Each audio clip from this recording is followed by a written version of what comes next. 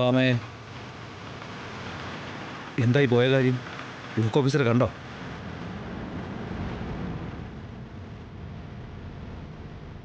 എന്ത് പറ്റി? എന്തോ കുഴപ്പമുണ്ടായിട്ടുണ്ടല്ലോ.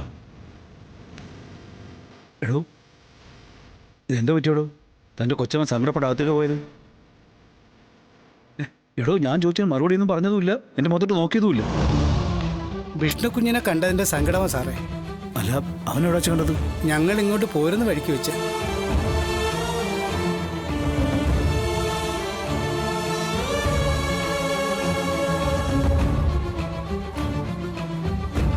അവനെ അവള് ഇവിടെ വെച്ചും കാണുന്നില്ലേ? അതിനിപ്പോ എന്താ ഇത്ര സങ്കടപ്പെടാനുള്ളത്? അതല്ല, കുഞ്ഞിനെ കണ്ടത് സത്യാമ്മയ്ക്ക് ഒട്ടും ഇഷ്ടപ്പെടാത്തൊരു സാഹചര്യത്തിലാ. അത് കണ്ടപ്പോ എന്റെ ചങ്കു ഒന്ന് പിടഞ്ഞു. അപ്പൊ പിന്നെ പെറ്റതള്ള സഹിക്കോ സാറേ?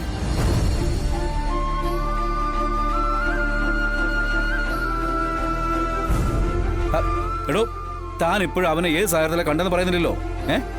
അത് പിന്നെ ഞങ്ങൾ ഓട്ടോയിൽ ബ്ലോക്ക് ഓഫീസിൽ നിന്ന് വരുമ്പോ റോഡിൽ നിർത്തിയിട്ടിരിക്കുന്ന ഒരു ലോറിയുടെ ടയറ് വിയർത്ത് കുളിച്ചു നിന്ന് മാറ്റുന്നു. ആരാ? വിഷ്ണു കുഞ്ഞ്. ഒരമ്മയ്ക്ക് കാണാൻ പറ്റുന്ന കാഴ്ചയാണോ സാറേ അത്? അങ്ങനെ കഷ്ടപ്പെടാൻ വേണ്ടി വളർത്തിയ മകനാണോ അത്?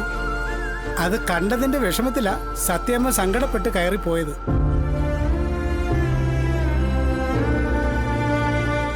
ഓട്ടോയിലിരുന്ന് കരയുകയായിരുന്നു പാവം. എടോ, താൻ എന്തൊക്കെയാണോ പറയുന്നേ? അവൻ ഓടിക്കുന്നില്ല ഒരു ടയർ കംപ്ലൈന്റ് ആയപ്പോഴേ അവനല്ലാതെ പിന്നെ താൻ പോയി മാറുവോ? അത് ഇപ്പോൾ പോയി മാറുവോ? അവൻ തന്നെ മാറണം, എന്നാലേ അവൻ അവന്റെ വണ്ടി കൊണ്ട് പോകാൻ പറ്റത്തുള്ളൂ.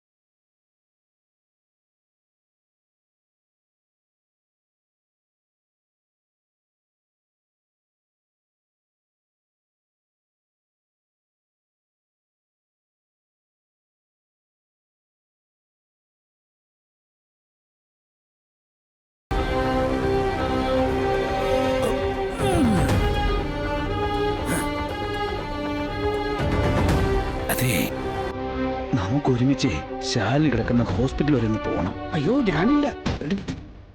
എടോ, ഭാവി ഇപ്പോഴെങ്കിലും പുറത്തോട്ട് ഇറങ്ങത്തില്ലടോ. ആ സമയങ്ങൾ നമുക്ക് പോയിട്ടിങ്ങി വരാം. അത് വേണോ സാറേ? വേണം. എടോ, ഇങ്ങനത്തെ അവസ്ഥയിൽ ശാലിനി പോയി കണ്ടില്ലെങ്കിലേ അത് മോശമില്ലേ?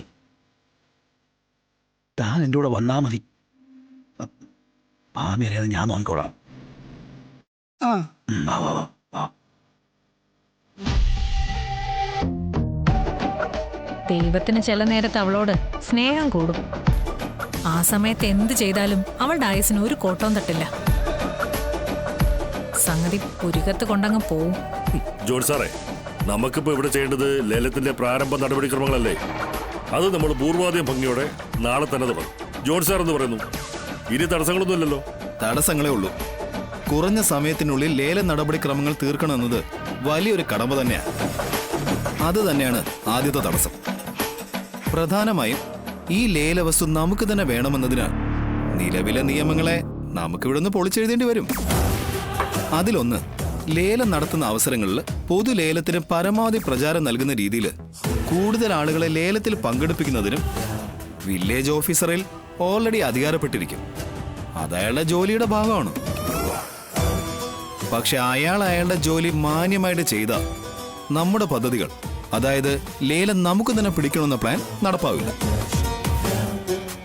അപ്പോൾ ആദ്യം നമ്മുടെ പക്ഷത്തേക്ക് വരേണ്ടതും വരുത്തേണ്ടതും ആളെക്കൂട്ട നിയുക്തനായിരിക്കുന്ന വില്ലേജ് ഓഫീസറെ തന്നെയാണ്. അത് ശരിയാക്കി എടുക്കാവുന്നതാണ്. അതിനൊരു വഴിയുണ്ട്. മോളെ, നമ്മളെ കുഞ്ഞുഞ്ഞിന്റെ അനിയനില്ലേ ഇപ്പോഴത്തെ വില്ലേജ് ഓഫീസർ, കുഞ്ഞുഞ്ഞിന് ഒരുപാട് സഹായങ്ങൾ ഞാൻ പല രീതിയിൽ ചെയ്തു കൊടുത്തിട്ടുള്ളതാ. നമ്മളിപ്പോ ഈ ചെയ്ത സഹായം തിരിച്ചു ചോദിക്കല്ല, പകരം ഏൽപ്പിക്കുന്ന പണി എടുക്കാതിരിക്കുക. അങ്ങനെ ഒരു സഹായം ചോദിച്ചാ ആരാ മോളെ തരാതിരിക്കുക? മറ്റൊരു കാര്യം കൂടി ഏറ്റവും അധികം ശ്രദ്ധിക്കേണ്ടതായിട്ടുണ്ട്. നോട്ടീസുകൾ നടത്തുകയും പ്രസിദ്ധീകരിക്കുകയും ചെയ്യുന്നതിലെ വീഴ്ചകൾ, അതായത് വസ്തുതാപരമായ പിശകുകൾ വരാതെ കാര്യങ്ങൾ കൃത്യമായി നീക്കിയില്ലെങ്കിൽ ലേലം അസ്ഥിരപ്പെടുത്തി പുനർലേലത്തിന് കളക്ടർക്ക് ഉത്തരവിടാവുന്നതാണ്. അതായത് അങ്ങനെ ഉത്തരവിടാൻ അധികാരമുള്ളത് കളക്ടർക്കാണെന്ന് ഒന്നുകൂടി എടുത്തു പറയാനുള്ള കാരണം, കളക്ടർ ശാലിനി വിഷ്ണു അധികാര കസേരയിൽ തിരിച്ചു വന്നിരിക്കുമ്പോൾ ഈ ഒരു വകുപ്പിൽ ശാലിനിക്ക് കയറി പിടിക്കാൻ പറ്റാത്ത രീതിയിൽ വേണം ബന്ധപ്പെട്ട ഉദ്യോഗസ്ഥരെ കൊണ്ട് കാര്യങ്ങൾ നീക്കാം. ഇല്ലെങ്കിൽ ഇപ്പോൾ നടന്ന ലേലം അസ്ഥിരപ്പെടുത്തി പുനർലേലത്തിന് ഉത്തരവിടാവുന്നതാണ്. അങ്ങനെ വന്നാൽ നിങ്ങൾ മനസ്സിൽ കണ്ടിരിക്കുന്ന ഒരു പദ്ധതികളും ഇവിടെ നടക്കില്ല. എന്ന് മാത്രമല്ല, ഈ ഒരു കള്ളക്കളിക്ക് കൂട്ടുനിന്ന സകലരെയും നിയമത്തിന് മുന്നിൽ കൊണ്ടു നിർത്തി ശിക്ഷാ നടപടികൾക്ക് വിധേയമാക്കാൻ കളക്ടർക്ക് കഴിയും. സാറേ, ഈ ലേലം നമ്മൾ തന്നെ പിടിക്കും. അതിന് മസിൽ പവറെങ്കിൽ മസിൽ പവർ. വില കൊടുത്ത് വാങ്ങാൻ കിട്ടുന്ന എന്തും നമ്മൾ വാങ്ങുകയും ചെയ്യും. സാറേ, ഒരു കഥയുണ്ട്. ഈ മഹാഭാരത യുദ്ധത്തിൽ പഞ്ചപാണ്ഡവർ ജയിക്കേണ്ടത് കൃഷ്ണന്റെ ആവശ്യമാണ്. ജയം മാത്രമായിരുന്നു ലക്ഷ്യം. അതുപോലെ തന്നെ ആയിരിക്കും ഈ ലേലം നമ്മൾ പിടിക്കുന്നതും. കാര്യങ്ങളൊക്കെ ശരി തന്നെ. പക്ഷേ ഇതിനെ നിയമപരമായി നേരിടാനുള്ള അവസരം ശാലിനിക്ക് ഉണ്ടാക്കരുതെന്നേ ഞാൻ പറഞ്ഞുള്ളൂ. കാരണം ശാലിനിയുടെ അഭാവത്തിലാണ് നമ്മൾ ഈ ലേലം പിടിക്കുന്നത്. ലേലത്തിൽ പങ്കെടുക്കാൻ സാധ്യതയുള്ളവരെല്ലാം നമ്മൾ നമ്മുടെ ശക്തിയും ബുദ്ധിയും ഉപയോഗിച്ച് അകറ്റി നിർത്തും. പക്ഷേ പിന്നീട് ശാലിനി തിരിച്ചെത്തി ആ കസേരയിൽ ഇരുന്ന് കഴിയുമ്പോൾ നമ്മൾ ചെയ്തു വച്ചിരിക്കുന്നതിനെതിരെ കരുക്കൾ നീക്കാൻ അവൾക്ക് ഒരവസരവും കൊടുക്കരുത് എന്നാണ് ഞാൻ സൂചിപ്പിച്ചത്. അവൾക്ക് നിന്ന് കളിക്കാനുള്ള സ്പേസ് ഇവിടെ കൊടുക്കരുത്. കൊടുത്താൽ നമുക്കെല്ലാവർക്കും അത് അപകടമാണ്. ചിറ്റപ്പ, അവള് കുത്തേറ്റ് കിടക്കുന്നിടത്ത് ഞാൻ പോയതാ. അത് അവളോടുള്ള ഇഷ്ടക്കൂടുതലുണ്ടോ? അവള് പൂർണ്ണ ആരോഗ്യവതിയായി തിരിച്ചു വരാൻ മനസ്സറിഞ്ഞ് മുട്ടിപ്പായിട്ട് പ്രാർത്ഥിക്കാനൊന്നും അല്ല. കട്ടിലിൽ നിന്ന് എപ്പോൾ അവൾക്ക് പൊങ്ങാൻ പറ്റുന്ന അറിയാൻ തന്നെ. മുറിവുണങ്ങി അവൾ ആ നിമിഷം തന്നെ അവളുടെ കസേര വന്നിരിക്കും. വന്നിരുന്ന അടുത്ത പണി നമ്മുടെ പദ്ധതികൾക്ക് എങ്ങനെ തുരങ്കം വെക്കാന്നത് തന്നെയായിരിക്കും. ഈ ചിറ്റപ്പൻ ഒറ്റ ഒരാൾ കാരണോ? ഇല്ലെങ്കിൽ ആ മാട്ടിയോട് പറഞ്ഞ് കുത്തിയ കുത്ത് 1-2 ഇഞ്ച് ആഴത്തി കയറ്റിയിരുന്നെങ്കിൽ ഇന്ന് അവളുടെ പുലോടി അടിയന്തരത്തിന് ചെത്തിപ്പൂവും ചെറുളെ എടുപ്പിക്കായിരുന്നു. അപ്പ പറഞ്ഞു കാഞ്ഞു പോയാൽ കുഴപ്പമാവും, ഒന്ന് മാറ്റി നിർത്താനുള്ള കുത്തുമതിയെന്ന്. ഇല്ലെങ്കിൽ അന്വേഷണം ഉണ്ടാവുന്നു. എന്ത് അന്വേഷണം? മാട്ടിയെ പ്രതിയാക്കി അകത്തിട്ടിട്ട് ഒരു 5 ലക്ഷം രൂപ മാട്ടിയുടെ ഭാര്യയുടെ അക്കൗണ്ടിൽ ഇട്ട് കൊടുത്താ മാട്ടി ഈ ജന്മത്ത് നമ്മുടെ ആരുടെങ്കിലും പേര് ആരോടെങ്കിലും പറയോ? പറയില്ല. കാശെറിഞ്ഞ് ആ സമയം കാര്യം കണ്ടിരുന്നെങ്കിൽ ആ ഒരു ശാലിനി വിഷ്ണു എന്നുള്ളൊരു പേര് എന്നേക്കുമായി ഈ ഭൂമിയിൽ നിന്ന് ഒഴിഞ്ഞു കിട്ടിയാനെ. ഒന്നോർത്താൽ അതാണ് ചെയ്യേണ്ടിയിരുന്നത്. ഇതിപ്പോ വന്ന് ചാർജ് എടുത്തു കഴിഞ്ഞാൽ അറ്റവും തുമ്പും നോക്കി നമ്മൾ ചെയ്തു വച്ചിരിക്കുന്നതെല്ലാം ചികഞ്ഞെടുക്കാൻ വേണ്ടി ശാലിനി ശ്രമിക്കൂ എന്നതിന് യാതൊരു തർക്കവുമില്ല. ഹേഡിയമായ എനിക്കും പണി കിട്ടും. സാറേ, അവള് വെക്കുന്ന പണിക്ക് മുമ്പ് മറ്റൊരു പണി അവളുടെ മുകളിൽ വെക്കണം. ആ വഴിക്കൊന്ന് ചിന്തിച്ചേ. എഴുന്നേറ്റ് നിൽക്കാൻ കെൽപ്പൊപ്പിച്ച് വരുന്ന അവക്ക് ഒന്ന് എഴുന്നേറ്റ് നിൽക്കാൻ അവസരം കൊടുക്കാതെ ഒരു 1.5 ഓട്ടം ഓടിക്കാൻ പറ്റുന്നൊരു പണി. സാറൊന്ന് ആലോചിക്കും. ഞാനും ആലോചിക്കാം. ആലോചിക്കുമ്പോൾ ഒരു കാര്യം പ്രത്യേകം ഓർമ്മിക്കണം. പാമ്പ് ജാവാനെ വാലിൽ തല്ലിയിട്ട് കാര്യമില്ല, നടുവിൽ തല്ലിയിട്ട് കാര്യമില്ല. അത് തലയ്ക്ക് തന്നെ കൊടുക്കണം. ഈ പത്തി വിടർത്തി നിൽക്കാൻ പറ്റാത്ത രീതിയിൽ അടിക്കണം. അതിനുള്ള മാർഗം ആലോചിക്കും. ലേല നടപടികൾക്കൊപ്പം പറ്റുമെങ്കിൽ ആ ഒരു കളിയും കൂടി നമുക്ക് അണിയറയിൽ ഒരുക്കി നിർത്തണം. അതിലവള് വീഴണം, എന്നേക്കുമായി വീണ് ഒടുങ്ങണം. അവളുടെ ആയുർരേഖയ്ക്ക് കുറുകെ ഒടുക്കത്തെ വര വരയ്ക്കാൻ ചിറ്റപ്പനെ കൊണ്ടേ കഴിയും. ചിറ്റപ്പനെ കൊണ്ട് മാത്രം. ഇനി അവൾ നമ്മുടെ മുന്നിലിരുന്ന് ആജ്ഞാപിക്കരുത്, അനുസരിക്കാനേ പാടുള്ളൂ. കുളിപ്പിച്ച് കിടത്താതെ തണുപ്പിച്ച് കിടത്താനുള്ള വഴി.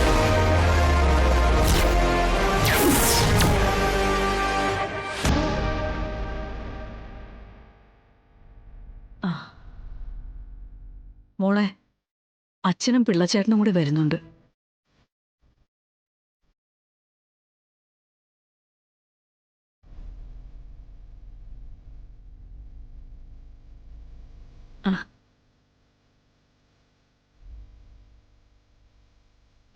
വരണം.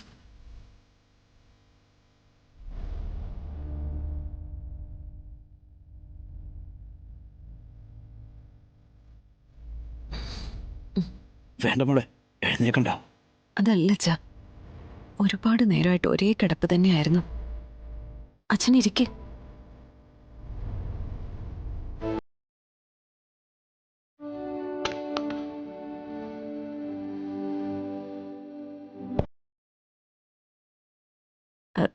രാഘവേട്ട, 2 ഗ്ലാസ് ചായ എടുക്കാം, ചൂടുണ്ട്. വേണ്ട ശാരദാമ്മേ, ഒന്നും വേണ്ട. വിശപ്പും ദാഹമൊന്നും ഇപ്പൊ ഇല്ല. ഇപ്പോ പുതിയ വീട്ടിലെ താമസമൊക്കെ എങ്ങനെയാ അച്ഛാ? സുഖാണോ? ഒരനുഗ്രഹം പോലെ കിട്ടി വീടാ മോളേത്. പിന്നെ ആ സമയത്ത് പെട്ടെന്ന് അങ്ങനെ ഒന്ന് കിട്ടിയതിന് വലിയ ഭാഗ്യമാ. രാഘവേട്ടൻ ഇങ്ങോട്ട് വന്നത് സത്യാമ്മ അറിഞ്ഞില്ലേ? നോക്കിയതേ ഇയാളുടെ പ്ലാനാ. അവളൊരു സഞ്ചി എടുത്ത് പുറത്തേക്ക് പോകുന്ന കണ്ടു. പിന്നെ ഒട്ടും വൈകില്ല, ഞങ്ങൾ ഇങ്ങോട്ട് ഇറങ്ങി. സത്യാമ്മ തിരിച്ചെത്തുന്നതിന് മുമ്പേ ഞങ്ങൾക്ക് അവിടെ എത്തണം. അച്ഛൻ എന്തിനാ ഇത്രയും ബുദ്ധിമുട്ടി ഇപ്പൊ ഇവിടോട്ട് വന്നത്?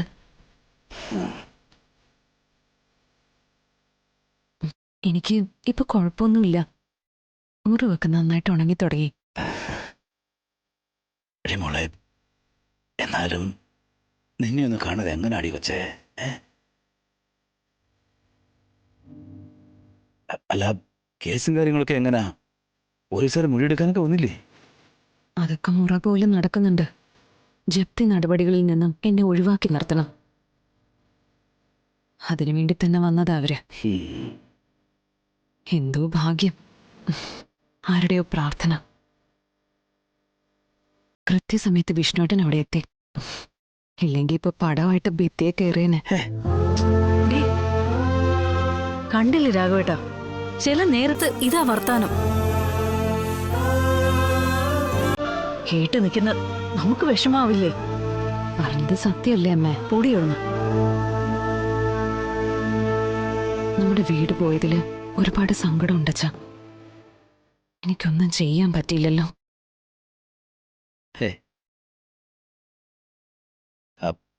മറ്റൊന്നും ആലോചിച്ച് എൻ്റെ മോളിപ്പം മനസ്സൊന്നും വിഷമിപ്പിക്കണ്ട. വിധിയ അതതിൻ്റെ മുറക്കില്ലേ നടക്കൂ. അതിനെ മറികടന്ന് നടത്താനുള്ള പാങ്ങൊന്നും അതൊന്നും നമുക്കിപ്പോൾ ഇല്ലല്ലോ. ചെടകൊഴിഞ്ഞ സിംഹമായിപ്പോയി. ഇല്ലെങ്കിൽ എൻ്റെ നെഞ്ചത്തെ ഒട്ടിയെ അവർക്ക് ജപ്തി നടത്താൻ പറ്റത്തുള്ളായിരുന്നു. എന്നാ പിന്നെ നമുക്ക് ഇറങ്ങിയാലോ? എന്നാ പിന്നെ ഞങ്ങൾ ഇറങ്ങട്ടെ ശാരദാമ്മേ. ഒരു ചെറിയ ഗ്യാപ്പിൽ ഓടി പോകുന്നതാ. ഒരു ഏനക്കേടും ഇല്ലാതെ സത്യാമ്മ എത്തുന്നതിന് മുമ്പേ വീടെത്തുകയും വേണം. ഇത്രയൊക്കെ ആയിട്ടും സത്യാമ്മയ്ക്ക് ശാലിനിയോടുള്ള വിരോധം തീരുന്നില്ലല്ലോ രാഘവേട്ട. ഭാമ അവളുടെ നിലപാടിൽ നിന്നും അണുവിടെ പിന്മാറില്ല ശാരദാമ്മേ. നമ്മളിലെ പഴഞ്ചൊല്ലൊക്കെ പറയാറില്ലേ, അവര് പിടിക്കുന്ന മൊയിലെ 4 കൊമ്പെന്നൊക്കെ. ഇത് 4ഒന്നുമല്ല, അതിലും കൂടുതൽ കൊമ്പൊക്കെ മനസ്സിൽ കൊണ്ട് നടക്കുന്നതാ അവള്. പക്ഷേ ഒരു കാര്യത്തിൽ ഭാമേനെ അത്ഭുതപ്പെടുത്തിയത് ഭാമയുടെ മനസ്സിന്റെ കട്ടിയാണ്. എല്ലാം നഷ്ടപ്പെട്ട് തെരുവിലേക്ക് ഇറങ്ങിയിട്ടും അഷ്ടിക്ക് വകയില്ല തെണ്ടുന്നൊരവസ്ഥ വന്നിട്ടും ഒരിറ്റ കണ്ണുനീർ അവളുടെ കണ്ണിന് പൊടിഞ്ഞിട്ടില്ല.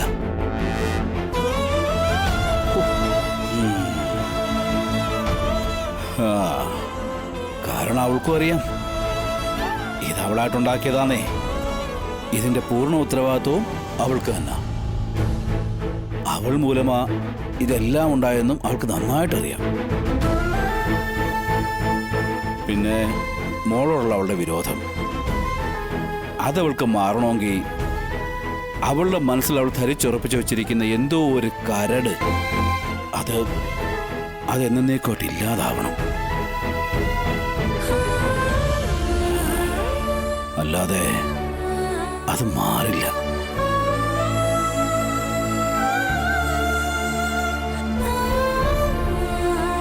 സാറേ, സത്യാമ്മ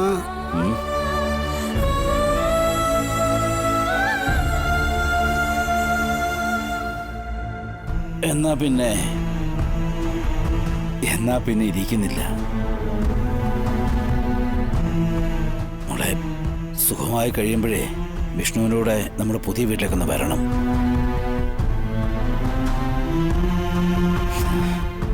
അകന്നു കഴിയുന്നതിനേക്കാൾ അടുത്ത് കഴിയുന്നതാ നല്ലതെന്നൊക്കെ തോന്നൽ ഭാമയ്ക്കുണ്ടായിട്ടുണ്ടോ എന്ന് നമുക്കൊന്ന് അറിയുകയൊക്കെ ചെയ്യാലോ.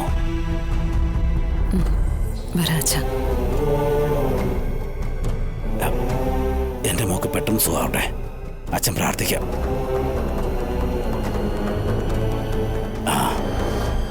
ശരി ശരി കുഞ്ഞേ.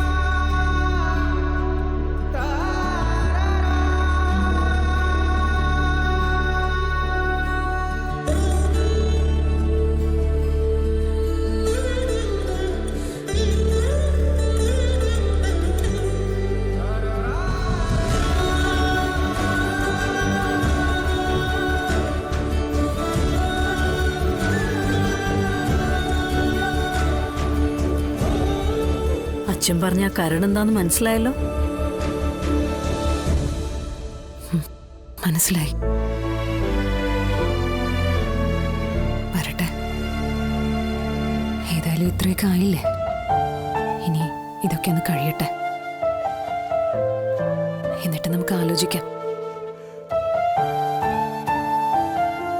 അതുവരെ ആ കരട് അങ്ങനെ തന്നെ നിൽക്കട്ടെ.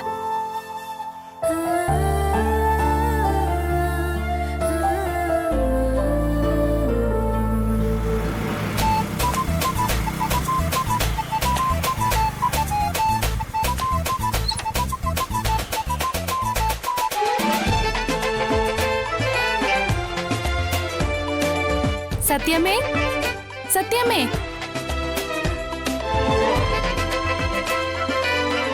സത്യമേ ഇല്ലേ ഇവിടെ? അല്ല, ഇതാരാ? എന്താ കയ്യില്? ഞാൻ സത്യമയ്ക്കൊരു സമ്മാനം തരാനായിട്ട് വന്നതാ. സമ്മാനോ? എന്താന്ന് പറഞ്ഞില്ലല്ലോ. വാന്നേ, പറയാന്നേ. വാ സത്യമേ.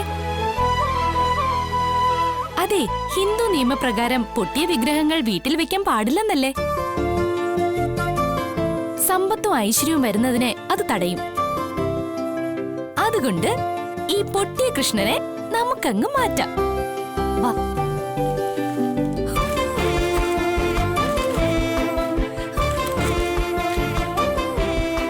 എന്നിട്ട് ഈ പുതിയ കൃഷ്ണനെ നമുക്കവിടെ വെക്കാം. എങ്ങനെയുണ്ട് എന്റെ സമ്മാനം?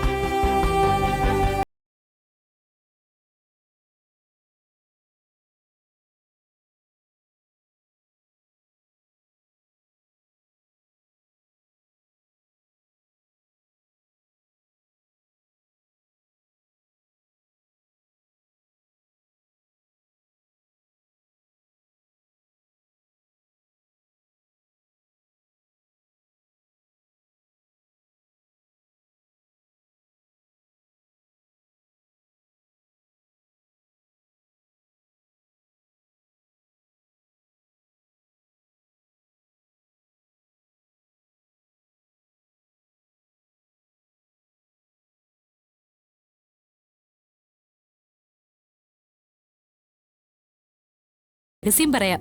കോളേജിൽ വെച്ച് നടന്ന ഡാൻസ് കോമ്പറ്റീഷന് ഞാൻ ആരായിരുന്നു എന്നറിയോ? രാധ.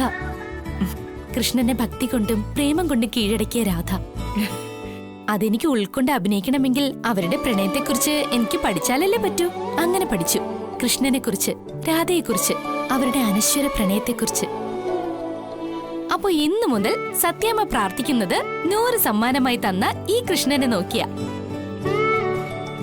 100 വട്ട സമ്മതം.